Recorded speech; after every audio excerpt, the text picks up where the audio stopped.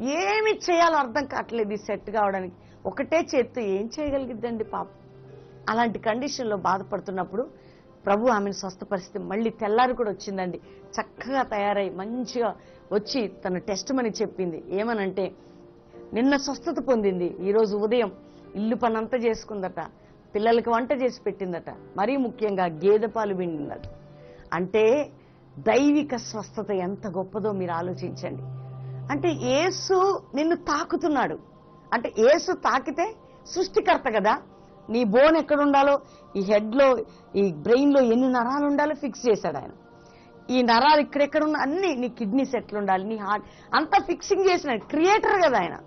కాబట్టి doctor surgery చేసి open చేసి ఫిక్సింగ్ చేసినా ఫిక్స్ కావు కొన్ని, కానీ ఈ డాక్టర్ తాకితే సెట్ అయిపోతాయి. ఎందుకంటే ఆయనకు తెలుసు ఎప్పుడు నీ బాడీలో ఎక్కడ ఏం పెట్టాడు. ఆయన మెకానిజంలో అసలు ఆయన మెకానిజం ఎట్లుంటుందంటే ఇక దానికి పూర్తిగా దానికి తిరిగి ఉండదు అనమాట. అలా చేస్తాడు యేసయ్య. అట్లా స్వస్థపరిచాడు ఆ బిడ్డని. అందుకని ఈ వ్యక్తి దగ్గరికి వచ్చి ఎందుకు భయపడుతున్నావు, ఎందుకు బాధపడుతున్నావు, ఈ మాటలు వింటున్న నీ జీవితంలో నీకు శుభవార్త ఏంటో తెలుసా? నెమ్మది లేక, సమాధానం లేక, భయముతో, ఒంటరితనంలో, పాప భీతితో పరిగెత్తుతున్నావా? ఈ పాపానికి విరుగుడేంటి అని అనుకుంటున్నావా? ఎవరి ఊబి నుంచి లేపుతారు, ఎవరి త్రాగు నుంచి నన్ను మానిపిస్తారు, ఎవరి చీకటి నుంచి నన్ను బయటకు తెస్తారనుకుంటున్నావా?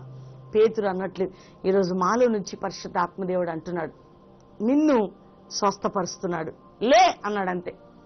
ఈరోజు నీ ఆత్మని ఆయన స్వస్థపరుస్తున్నాడు. రెండవదిగా నీ శరీరాన్ని ఆయన స్వస్థపరుస్తున్నాడు. నీ ఆత్మ ఏ పాపం నీ జీవితం ఉందో నీ పాపమునంతా కూడా దూరపరిచి ఆ పాపమునిపై విజయం పొందే విధంగా దేవుడు నిన్ను లేపబోతున్నాడు. ఎందుకంటే పాప క్షమాపణని భిక్ష నీకు పెడుతున్నాడమ్మా. భయపడకు. ఎంత పాపివైనా, ఎంత దోషివైనా, నువ్వు ఏ స్థితిలో పడున్నా, యేసు నేను పాపినయ్యా అని ఒక్క మాట నువ్వు అంటే చాలు, ఈరోజు నేను లేపుతాడు ఆయన. ఒకవేళ రోగంతో డాక్టర్స్ రేపు మాపు అన్న స్థితిలో ఉన్నావా? వెంటిలేటర్స్ మీద నీ ప్రియులు ఆప్తులు ఉన్నారా? అసలు నీ జీవితానికి విడుదల లేని స్థితిలో ఉన్నావా? నెమ్మది లేని స్థితిలో ఉన్నావా? 6 నెలల తర్వాత చనిపోతామన్నారా? ఈ వ్యాధి నీకు తగ్గదమ్మా అన్నారా? ఇక నువ్వు ఎప్పటికైనా మంచం మీద ఇలా బ్రతకాల్సిందే అన్నారా? కానీ నీకు శుభవార్త ఏంటంటే నువ్వెంత భయంకరమైన వ్యాధితో ఉన్నా యేసు ఈరోజు నిన్ను స్వస్థపరుస్తున్నాడు. అంతే. ఈ మాట, ఇది ప్రవచనం. ఈరోజు నీకు ప్రవచనం. నిజంగా 2 నెలల నుంచి నా బిడ్డలు నాకు సేవ చేస్తున్నారమ్మా. 2 months నుంచి నేను చాలా వేదన పడుతున్నాను. ఏమి చేయాలో అర్థం కావట్లేదు ఈ సెట్ కావడానికి. ఒకటే చేత్తో ఏం చేయగలిగిద్దండి పాపం. అలాంటి కండిషన్లో బాధపడుతున్నప్పుడు ప్రభు ఆమెను స్వస్థపరిస్తే మళ్ళీ తెల్లారి కూడా వచ్చిందండి. చక్కగా తయారై మంచిగా వచ్చి తన టెస్ట్ మని చెప్పింది. ఏమనంటే నిన్న స్వస్థత పొందింది, ఈరోజు ఉదయం ఇల్లు పనంతా చేసుకుందట, పిల్లలకి వంట చేసి పెట్టిందట, మరీ ముఖ్యంగా గేదె పాలు పిండిందట. అంటే దైవిక స్వస్థత ఎంత గొప్పదో మీరు ఆలోచించండి. అంటే యేసు నిన్ను తాకుతున్నాడు. అంటే యేసు తాకితే సృష్టికర్త కదా, నీ బోన్ ఎక్కడ ఉండాలో, ఈ హెడ్లో ఈ బ్రెయిన్లో ఎన్ని నరాలు ఉండాలో ఫిక్స్ చేశాడు ఆయన. ఈ నరాలు ఇక్కడెక్కడ ఉన్న అన్ని, నీ కిడ్నీస్ ఎట్లుండాలి, నీ హార్ట్ అంతా ఫిక్సింగ్ చేసినాడు. క్రియేటర్ కదా ఆయన. కాబట్టి డాక్టరు సర్జరీ చేసి ఓపెన్ చేసి ఫిక్సింగ్ చేసినా ఫిక్స్ కావు కొన్ని, కానీ ఈ డాక్టర్ తాకితే సెట్ అయిపోతాయి. ఎందుకంటే ఆయనకు తెలుసు ఎప్పుడు నీ బాడీలో ఎక్కడ ఏం పెట్టాడు. ఆయన మెకానిజంలో అసలు ఆయన మెకానిజం ఎట్లుంటుందంటే ఇక దానికి పూర్తిగా దానికి తిరిగి ఉండదు అనమాట. అలా చేస్తాడు యేసయ్య. అట్లా స్వస్థపరిచాడు ఆ బిడ్డని. అందుకని ఈ వ్యక్తి దగ్గరికి వచ్చి ఎందుకు భయపడుతున్నావు, ఎందుకు బాధపడుతున్నావు, ఈ మాటలు వింటున్న నీ జీవితంలో నీకు శుభవార్త ఏంటో తెలుసా? నెమ్మది లేక, సమాధానం లేక, భయముతో, ఒంటరితనంలో, పాప భీతితో పరిగెత్తుతున్నావా? ఈ పాపానికి విరుగుడేంటి అని అనుకుంటున్నావా?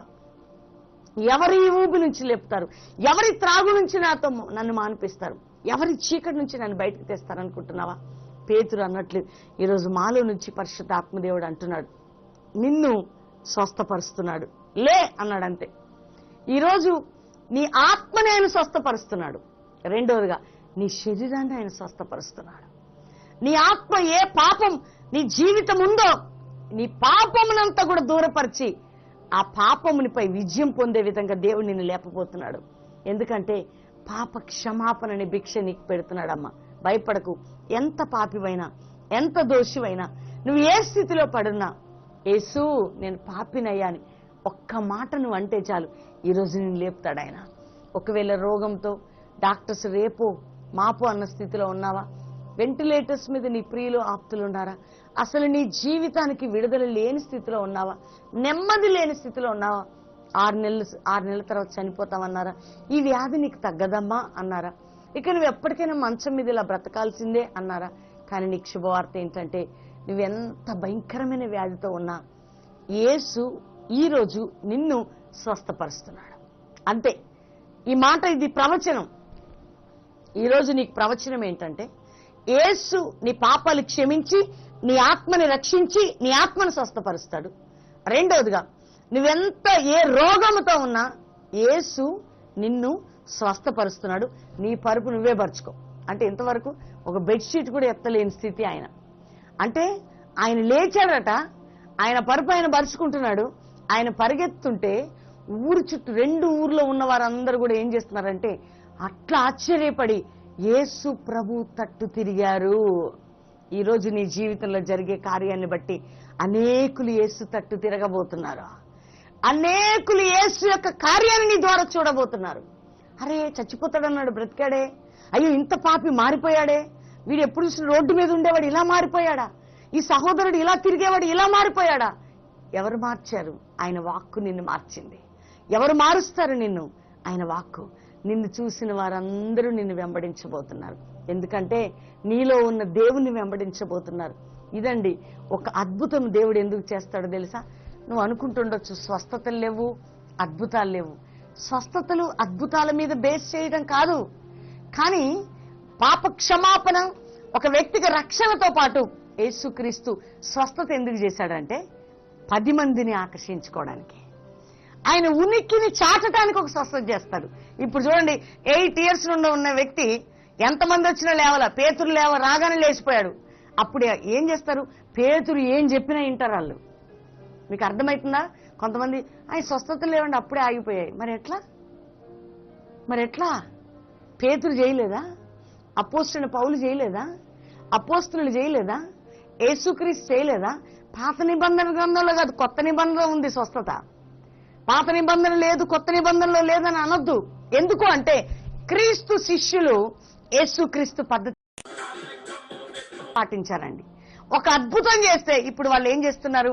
ఇప్పుడు ఏమి చెప్పినా అక్కడ వాళ్ళు వింటారు. ఎంత సూటిగా వాక్యం పేతురు చెప్పినా వింటారు. ఎందుకంటే అక్కడ జరిగిన అద్భుతం వారిని విభ్రాంతి కలుగజేసింది, వారిలో దైవిక భయాన్ని కలుగజేసింది. యేసు దేవుడు అనేటువంటి సత్యాన్ని ఆ స్వస్థత బయటకు తీసుకొచ్చింది.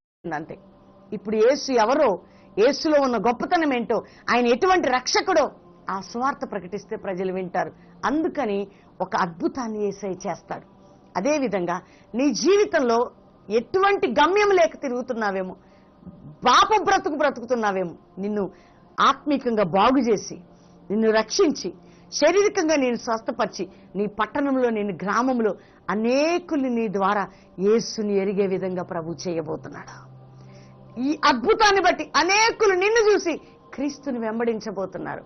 ఆ సహోదరి స్వస్థత పొంది ఆ రోజు పరిగెత్తుంటే ఎంతమంది, అంటే చుట్టుపక్కల ఆ ఇళ్లలో నుంచి ఎంతమంది అన్యులు చూస్తున్నారు. వాళ్ళు గంతులేస్తూ ఆమె నడుస్తుంటే ఆశ్చర్యంగా చూసి వారు సంతోషిస్తున్నారు. వారికి సువార్త అందదా? వారు వినరు ఆ కార్యాన్ని బట్టి? ఒక అద్భుతం ప్రభు చేసి అందరిని కూర్చోబెట్టాడు. ఆ సంగతి మనం తెలుసుకోవాలి. ఒక సూచక్రియ చేసి కూర్చోండి అంటాడు. ఎందుకంటే ఏదైనా చేసినప్పుడు మనం అలానే కూర్చొని ఇంకేం చేస్తాడో అని చూస్తుంటాం. అప్పుడు స్వార్థ ప్రకటించబడుతుంది. అప్పుడు ప్రజల జీవితాల్లో కార్యాలు జరుగుతాయి. ప్రియ దేవుని బిడ్డలారా, ఈ రోజు వరకు ఒకవేళ స్వస్థతలు నమ్మే అనుభవం నీకు లేదా? స్వస్థపరిచేది యేసు మాత్రమే. పేతురు అంటున్నాడు, నేను స్వస్థపరుస్తాను అనట్లే. నేను ప్రవీణ్ గారు ఏం చేయలేం. స్వస్థపరిచేది యేసు మాత్రమే, బాగు చేసేది యేసు మాత్రమే, రక్షణ ఇచ్చేది యేసు మాత్రమే, పాప క్షమాపణ ఇచ్చేది యేసు మాత్రమే, నీకంటూ విడుదల, నీ గమ్యాన్ని చేర్చేది యేసు మాత్రమే, నీకు నిత్య జీవం పరలోకం ఇచ్చేది యేసు మాత్రమే. ఈరోజు నమ్ముతున్నావు ఈ మాట? ఎన్ని వార్తలు విన్నా నీ జీవితంలో సంతోషం లేదు తల్లి. కానీ ఈ శుభవార్త ఏంటంటే నిన్ను యేసు లేవనెత్తబోతున్నాడు. నమ్ముతున్నావా? నిన్ను యేసు